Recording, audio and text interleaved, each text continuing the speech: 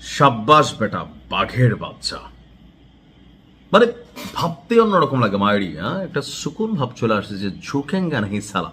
তবে কিছু দালাল আছে বাংলাদেশে, এরা ধরেন দেখেন, আমি কিন্তু মধ্যপ্রাচ্য বিরোধী না, সৌদি আরব বিরোধী না, মক্কা মদিনার প্রতি আমার ভালোবাসা সম্মান অটুট আছে। তো কিছু কিছু ফকিন্নির পোলাপাইন আছে, এরা মনে করে কি জানেন, তালেবর। ওই বাংলাদেশে 2 লক্ষের উপরে অনুসারী আছে না, বিভিন্নভাবে ধর্মকে বিভাজিত করে তরিকা বানায়া এরা খালি বলে ভাই তুই ইরানের দালাল, তুই এটা তুই সেটা, আমার গুনিয়া টানাটানো করে 2-1 ফকিন্নির বাচ্চাটা আমি দেখছি।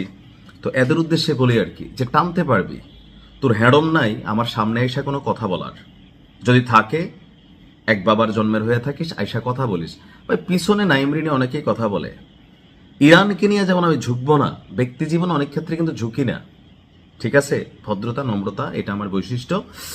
কিন্তু খেয়াল রাখতে হবে আমরা কেন মধ্যপ্রাচ্যের আরব শেখদের বিরোধিতা করি। কারণ ইরান একমাত্র রাষ্ট্র, শিয়া সুন্নি, বেটা তুই মুসলমান হইয়া মুসলমানের বিরুদ্ধে 14টা কথা কস, তোর মতন মুসলমান সুন্নি হইলে কি আর শিয়া হইলে কি, তুই তো বেটা মুনাফিক, তুই তো মুনাফিক। আমি চিনি তো তোরে, না তাই না? এরকম কয়েকটা আছে, আমার ফেসবুক ফ্রেন্ড লিস্টেও আছে। এদের বক্তব্য আমি শিয়াদের দালাল। ভাই আমার কখনো দেখছেন এই ধরনের? আমার কথা হচ্ছে মধ্যপ্রাচ্যে ইরান একটা বাঘ, এই বাঘ শিয়া সুন্নি মতভেদ এটা যার যার ইচ্ছা। কিন্তু আমি কি ধর্মীয় কোনো ইস্যুতে ইরানকে সাপোর্ট করে যাচ্ছি? আমি যাচ্ছি যে আজকের দিনে তুই যখন গরুর মাংস আল্লাহর নাম খোঁজস বাবা, তুই যখন ফেরকা লাগাস তরিকা খোঁজস, জ্ঞান বিজ্ঞান প্রযুক্তিতে একমাত্র ইরান এবং তুরস্ক যে জায়গায় পৌঁছাইছে, এই আরব রাষ্ট্রগুলো কোনোটা আছে ভাই বলেন? টাকা আছে, পয়সা আছে, আল্লাহ নিয়ামত দিছে, কিন্তু কি করতেছে? বিলিয়ন ডলার কামাইয়ে কাদেরকে দিচ্ছে? পশ্চিমাদের কাছে। তেল বেচা বিলিয়ন ডলার কামায়, প্রযুক্তি নিয়ে নিজেরা গবেষণা না কইরা ওই আরবের খুরমা খাজুর খায়। ক্ষমতায় ট্রাম্প থাকুক, ওবামাও থাকুক, আর যেই থাকুক এদেরকে চাটে বাইডেন রে। এটা আমার পছন্দ হয় না, সেই কারণে আমি সমালোচনা করি। তো আমি যখন কথা বলছি, মধ্যপ্রাচ্যের আকাশে গতকালকে থেকে এক দানবীয় খেলা শুরু হয়েছে। ইরানের যিনি সর্বোচ্চ নেতা এই মুহূর্তে, আগের নেতার ছেলে, এই জিনিস যে ভাই কররা জিনিস, এটা কিন্তু আমরা যেমন বুঝতেছি ইসলিও বোঝা শুরু করেছে। অপারেশন প্রমিসের 29তম ধাপ শুরু করেছে ইরান।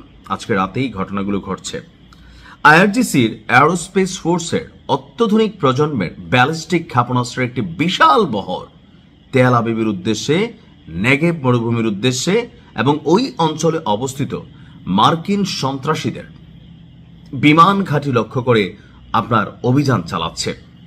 ইসরায়েলের গণমাধ্যমগুলো নিশ্চিত করেছে ইরানের নতুন দফার এই ক্ষেপণাস্ত্র হামলায় অধিকৃত বিস্তীর্ণ এলাকা রণক্ষেত্রে পরিণত হয়েছে।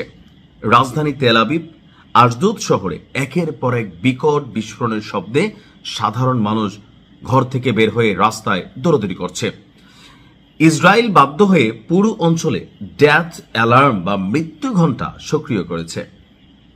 আইআরজিসি বলছে যে এবারের অভিযানে তাদের অ্যাডভান্সড জেনারেশন বা আধুনিক প্রজন্মের ক্ষেপণাস্ত্র তারা ব্যবহার করছে।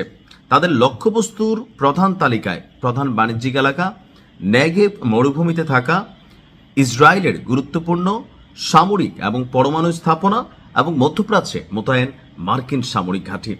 এই ক্ষেপণাস্ত্রের গতিপথ এতটাই বিস্তৃত যে পাশের দেশ জর্ডানের রাজধানী আম্মানেও সতর্কতামূলক সাইরেন বাজছে। আরবিক সূত্রগুলো বলছে জর্ডানের আকাশসীমে দিয়ে যখন ইসরায়েলের দিকে যাচ্ছিল তখন পুরো শহর জুড়ে ঘুম হারা হয়ে গেছে যে আকাশে কি যাচ্ছে। তো এখন আমরা যখন বলছি, নিউজটি করছি, তেল আবিবে ভয়ে থরথর করে কাঁপছে, নেগেভে আগুনের বৃষ্টির মতন ক্ষেপণাস্ত্রগুলো ঝরে ঝরে পড়ছে। নতুন নেতা কথা দিয়েছে খেলা হবে। ভালো থাকুন।